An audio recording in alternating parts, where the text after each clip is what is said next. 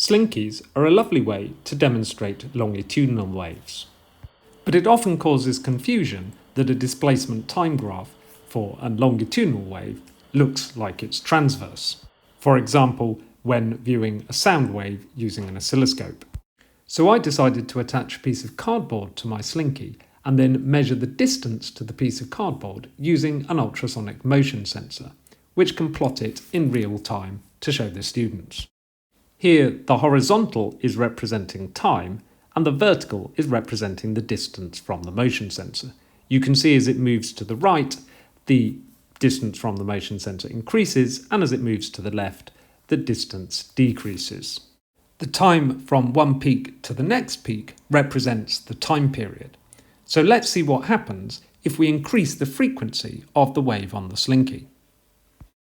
You can clearly see that the time period decreases, and in the horizontal direction, representing time, the peaks get closer together. Using split screen, let's have a look at those two scenarios together, the lower frequency on the left and the high frequency on the right. If you have a motion sensor and data logging equipment, this is pretty straightforward to set up.